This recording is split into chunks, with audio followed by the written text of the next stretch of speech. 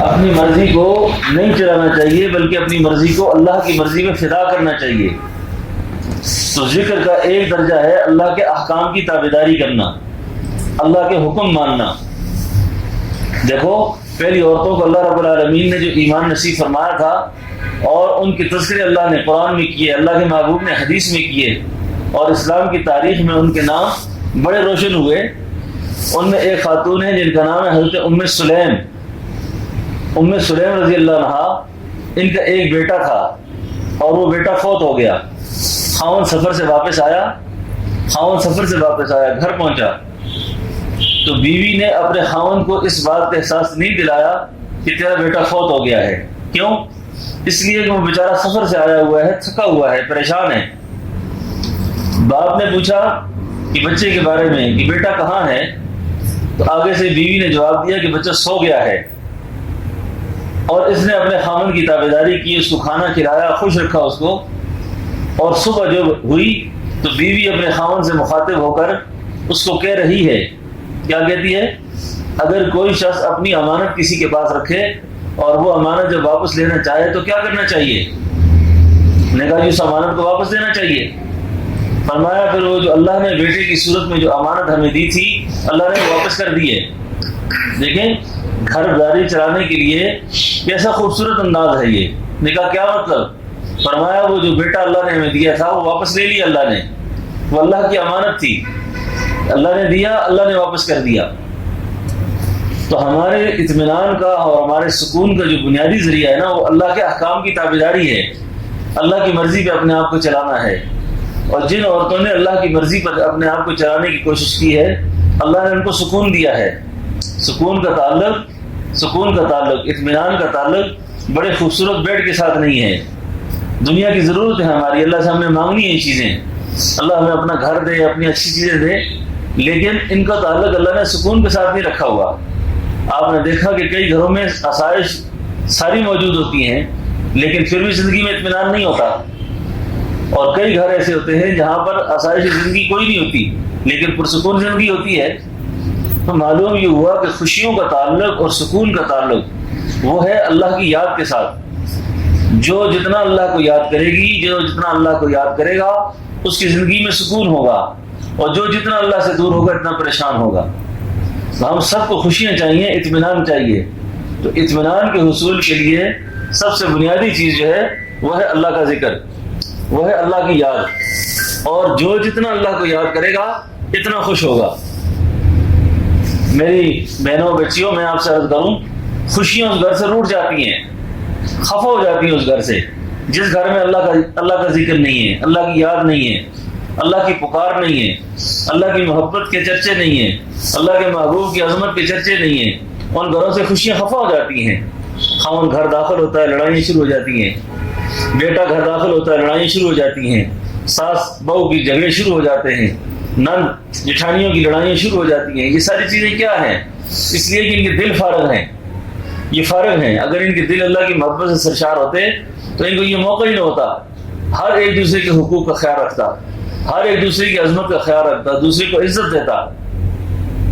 آج کے فتنے کے دور میں آج ہمارے گھر گھر میں آگ لگی ہوئی ہے، گھر گھر میں آگ لگی ہوئی ہے، اور ایک دوسرے سے غصہ، جذبہ انتقام، نفرت، عداوت، بغض، حسد، یہ ساری چیزیں پروان چڑھ رہی ہیں۔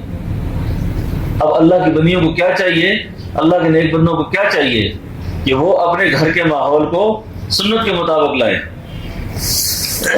عورتیں اکثر شکایت کرتی ہیں کہ ہمارا خاوند بڑا وسیلہ ہے، خاوند کے اندر اخلاق اچھے نہیں ہیں، خاوند کا کردار ٹھیک نہیں ہے۔ میں آپ سے عرض کروں کہ عورتوں کو اللہ نے بڑی صفات دی ہیں، اپنی صفات کو ظاہر کیا کریں اپنے خاوند کے سامنے۔ کیسے؟ ایک اللہ والے کی خدمت میں ایک خاتون آئی، کہنے لگی حضرت میرا خاوند جو ہے بہت بد زبان ہے، بڑا بد اخلاق ہے، اور میری ساس جو ہے وہ بڑی بد اخلاق ہے، اور میرے ساس کے ساتھ گزارا میرا انتہائی مشکل ہے، اور میرے گھر کی زندگی بڑی تنگ ہے، مجھے کوئی وظیفہ بتا دیں۔ تو صلی اللہ علیہ نے فرمایا بیٹا میں تجھے وظیفہ دوں گا پر ایک شرط ہے کہ تو شیر کی دم سے بال نکال کے لے آ، شیر کی دم سے بال نکال کے لاؤ، اور میں اس بال کو دم کروں گا، اور اس بال کو تم نے اپنے گھر میں رکھنا ہے، تمہاری ساس بھی ٹھیک ہو جائے گی اور تمہارا شوہر بھی۔ وہ خاتون کس طریقے سے گئی، چڑیا گھر میں گئی، جنگل میں گئی، کیسے کیسے اس نے شیر کو اپنے ساتھ مانوس کر لیا۔ جب شیر کو مانوس کیا اور شیر ایک دن اپنی حالت میں بیٹھا ہوا تھا، اس خاتون نے اس کی دم سے بال کھینچ لیا اور وہ بال کھینچ کر صلی اللہ علیہ کی خدمت میں لے آئی کہ حضرت یہ بال لے آئی ہوں، اب اس کو دم فرما دیں۔ فرمایا میری بیٹی، نہ یہ شیر کا بال میں دم کر سکتا ہوں، نہ میرے پاس ایسی کوئی چیزیں ہیں، میں صرف یہ دیکھنا چاہتا تھا کہ اللہ نے تجھے اتنی صلاحیت دی ہے کہ تو شیر جیسے موذی کو قابو کر سکتی ہے، اپنے خاوند کو تابعدار نہیں کر سکتی، اپنی ساس کو تابعدار نہیں کر سکتی۔ شیر کو دیکھو تم نے مانوس کر لیا، تمہارا خاوند شیر سے بڑا بھیڑیا تو نہیں ہے، تمہارا ساس جو ہے وہ اتنی خطرناک تو نہیں ہے جتنا یہ درندے خطرناک ہیں۔ نے کہا حضرت پھر کیا کیا جائے؟ فرمایا ان کو محبت کی شراب پلاؤ۔ محبت کی شراب پلانے کا کیا مطلب؟ کہ وہ تم سے نفرت کریں، تم ان سے پیار کرو۔ آخر انسان ہے، اس کا دل تمہارے حق میں نرم ہو جائے گا اور تمہاری زندگی سکھی ہو جائے گی۔ آج عورتیں تعویذوں کے پیچھے پھرتی ہیں، گنڈوں کے پیچھے پھرتی ہیں، ایسی چیزوں کے پیچھے پھرتی ہیں کہ مجھے کوئی ایسی چیز مل جائے جس سے یہ مسخر ہو جائے۔ خاوند کو مسخر کرنا ہو، گھر کے اندر ماحول اچھا بنانا ہو، اس ماحول کو تابعدار کرنے کے لیے آپ کو وہ تعلیمات اختیار کرنی ہیں جو رسول اللہ صلی اللہ علیہ وسلم نے بتائی ہیں۔ جس خاوند کا بیوی کا تنازع ہو، یہ بہت ہی میں مجرد نسخہ عرض کر رہا ہوں، خاوند بیوی کا تنازع ہو، حل نہ ہوتا ہو، کیا کریں اس کا؟ اللہ والوں نے لکھا ہے کہ وہ بیوی اور وہ خاوند ایک پلیٹ میں کھانا کھایا کریں، ایک پلیٹ میں، اور جب خاوند گھر سے جائے عورت کو چاہیے کہ وہ دروازے تک اپنے خاوند کو رخصت کرے، اور جب آئے تو دروازے پر اس کا استقبال کرے، چاہے وہ چاہے یا نہ چاہے۔ چند دن ایسا کرنے سے اس کے گھر کے اندر اللہ سکون پیدا کر دیں گے، کیونکہ نبی کریم صلی اللہ علیہ وسلم کی جو تعلیمات ہیں نا، ان تعلیمات کے اندر ایک تعلیم یہ ہے کہ نکاح شدہ بیوی عورت جب ایک دوسرے کو دیکھتے ہیں مسکراتے ہیں، اللہ جل شانہ ان دونوں کو دیکھ کے مسکراتے ہیں، اور اللہ تعالیٰ ان دونوں کو دیکھ کر خوش ہوتے ہیں کہ دیکھو میرا بندہ میری بندی آپس میں میرے لیے محبت کر رہے ہیں۔ آج کل پتہ نہیں کیا ہو گیا کہ اس ماحول کو ہم نے چھوڑ دیا، بیوی نے الگ سے موبائل پکڑا ہوا ہے، خاوند نے الگ سے پکڑا ہوا ہے، بچے تماشا دیکھ رہے ہیں۔ اس چیز کو انسانیت نہیں کہتے، اس کو اخلاق نہیں کہتے۔ گھر میں رسول اللہ صلی اللہ علیہ وسلم والا دین زندہ کرنا ہے، آپ کے اخلاق کو زندہ کرنا ہے، آپ کے کردار کو زندہ کرنا ہے۔ اب اللہ کے محبوب علیہ الصلوۃ والسلام کی زندگی کیا تھی؟ آپ کی زندگی کیا تھی؟ آپ کے اخلاق کیا تھے؟ آپ کا کردار کیا تھا؟ آپ گھر میں داخل ہوتے تو دستک دے کے داخل ہوتے، آپ سلام کیا کرتے تھے، آپ سلام فرمایا کرتے تھے، اور گھر والیاں امہات المومنین ہماری مائیں آپ کے احترام میں بچتی تھیں، آپ کے اکرام کرتی تھیں۔ آج کل عام ماحول کے اندر عورتوں کی نفسیات کے اندر ایک بات بیٹھ چکی ہے کہ جب تک میں اپنے خاوند کو غلام نہیں بناؤں گی تو میں کامیاب زندگی نہیں ہے میری۔ غلامی کیا ہے؟ میں من مرضی بازار جاؤں، جو شاپنگ کروں، جو چیزیں خریدوں، میری مرضی ہو، جیسے میں چاہوں۔ ایک اللہ والے نے لکھا ہے کہ جو عورت اپنے خاوند کی تابعدار ہوتی ہے، اور خاوند پرلے درجے کا بے شک نالائق ہو، ان پڑھ ہو، جاہل ہو، ایک عورت اپنے خاوند کو بادشاہ بنا لیتی ہے اور وہ ساری زندگی بادشاہ کی بیوی ہوتی ہے پھر۔ اور ایک خاوند پڑھا لکھا ہے، سمجھدار ہے، ہر اعتبار سے ہے، لیکن عورت نے اس کو غلام بنانے کی کوشش کی ہے تو نقصان اپنا یہ کیا کہ ساری زندگی ایک غلام کی بیوی بنے گی یہ۔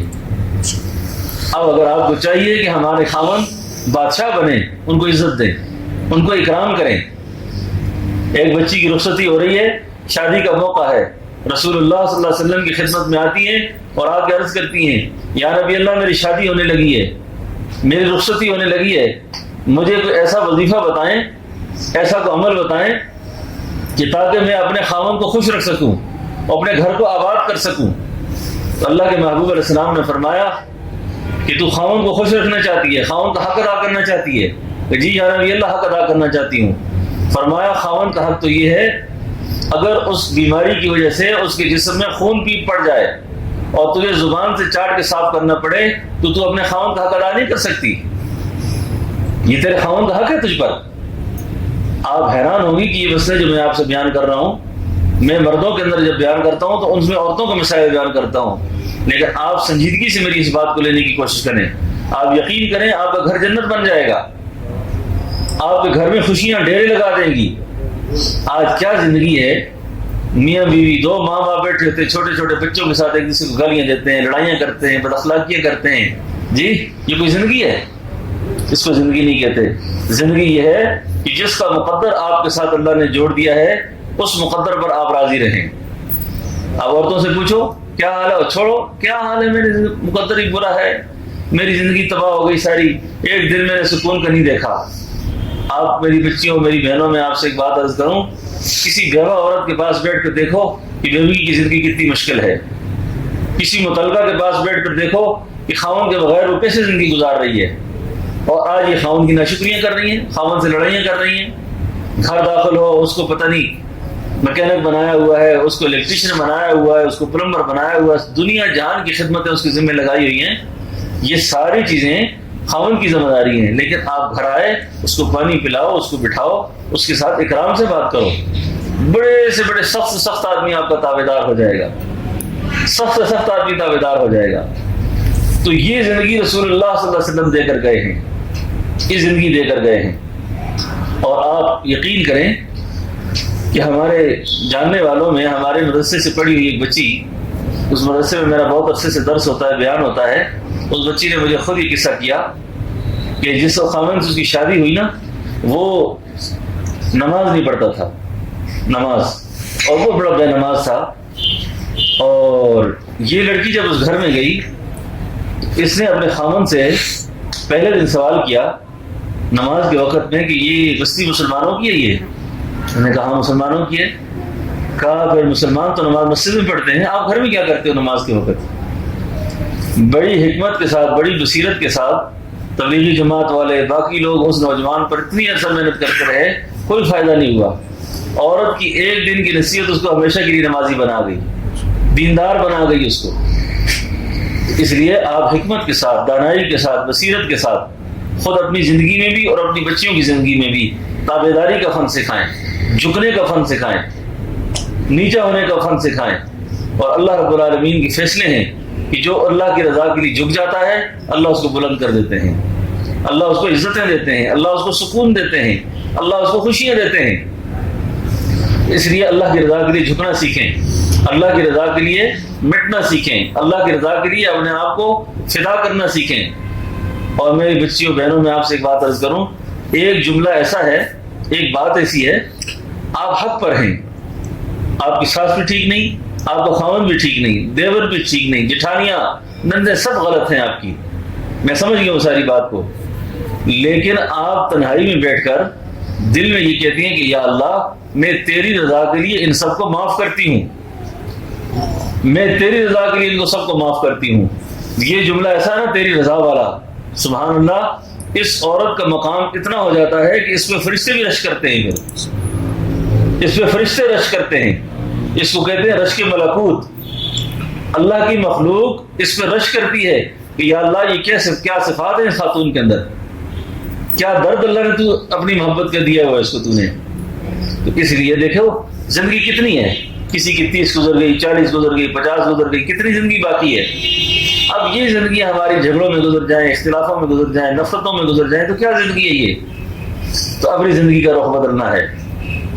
اور یہ جو اللہ کا ذکر کا پہلا درجہ ہے نا، اللہ کے احکام کی تابعداری اور نبی کریم صلی اللہ علیہ وسلم کے احکام کی تابعداری، یہ ذکر کا پہلا درجہ ہے۔ یہ آپ کی زندگی کو سکون لائے گا، اطمینان لائے گا، خوشیاں لائے گا۔ آپ یقین کریں ایک خاتون میرے پاس بیعت کی نیت سے حاضر ہوئی اور اس نے بڑی عجیب بات کی۔ اس نے کہا آپ نے بیان کے اندر ایک بات بیان کی ہے، اس بیان سننے کے بعد میری زندگی تبدیل ہو گئی ہے۔ لیکن کیسے؟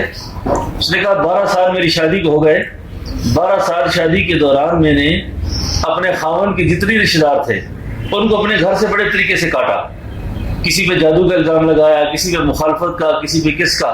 کیوں؟ کہ خاوند کاروباری ہے، پیسے والا ہے، اس کا کہیں پیسہ ضائع نہ ہو جائے، تو اس کے پیسے لے کے نہ چلا جائے۔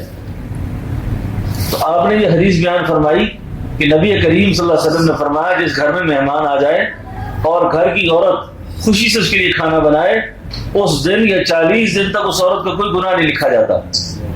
کتنی بڑی فضیلت ہے یہ۔ آج کے وقت دیکھو نا، کوئی خاوند اپنے گھر میں مہمان نہیں لا سکتا بیچارہ، اور لائے گا تو بڑے طریقے سے اس کو بات کرنی پڑتی ہے۔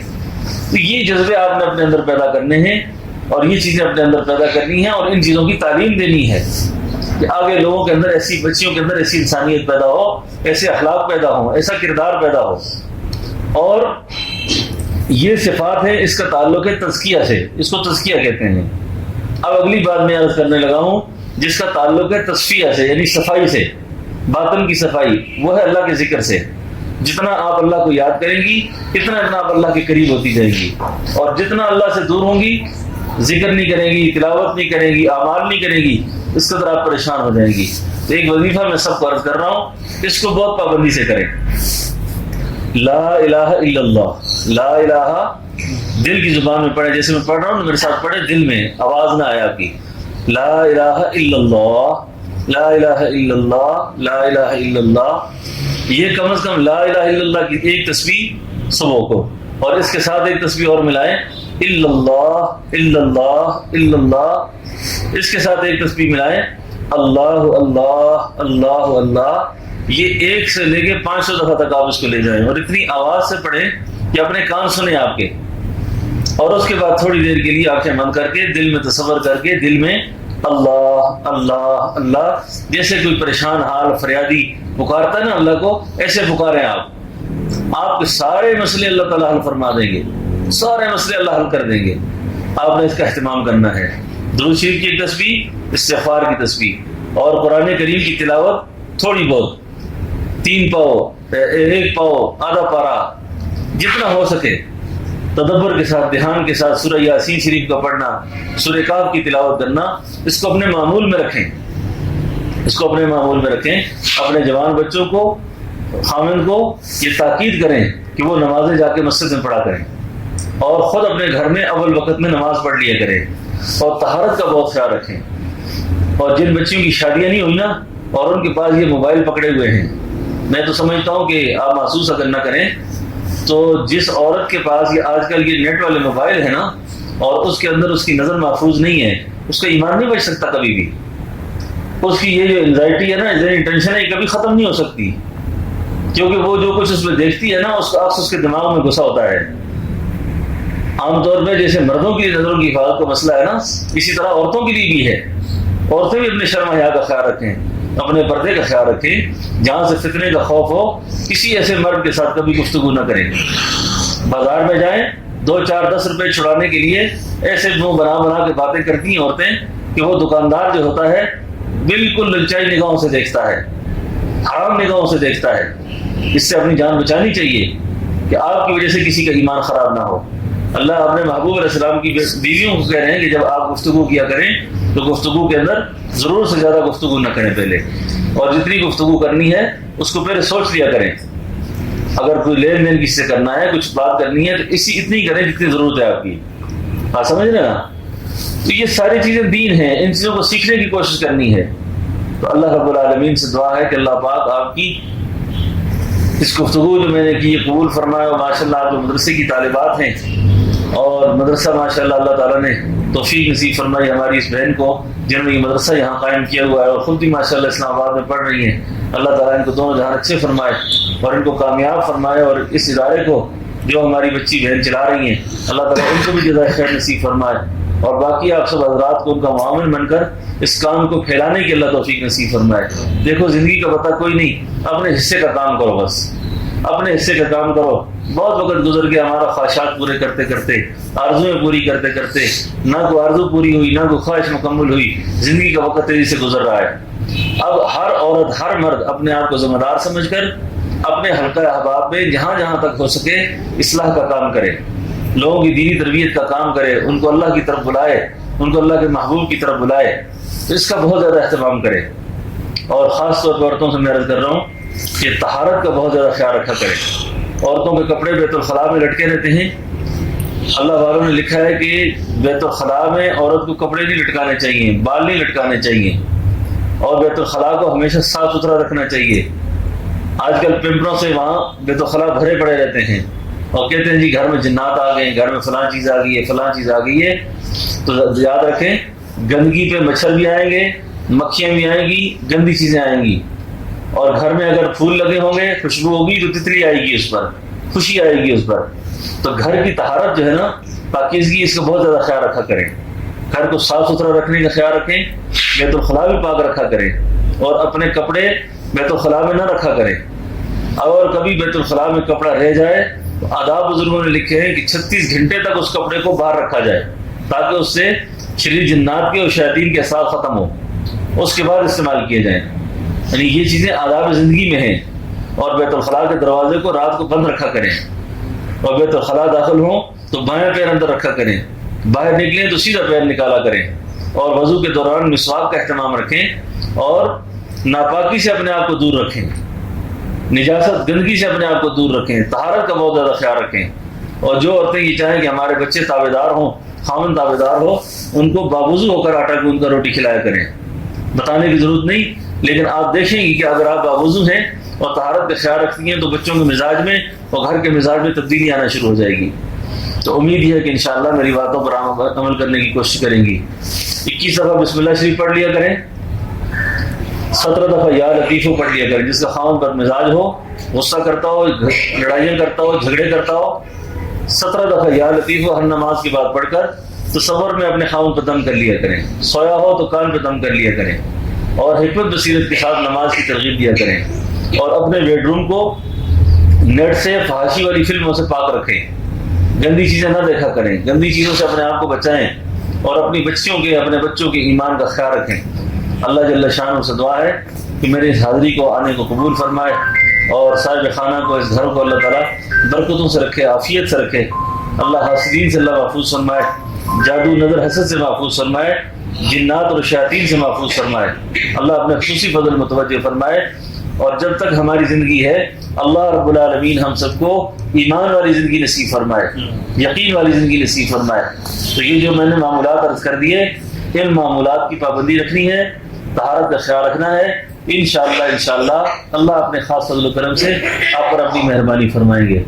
ربنا تقبل منا انک انت السمیع العلیم وتب علینا انک انت التواب الرحیم۔ دعا فرمائیں، درود شریف پڑھ لیں۔ اللہم صلی علی سیدنا ونبینا مولانا محمد وعلی آل سیدنا ونبینا مولانا محمد وبارک وسلم وصلی علیہ۔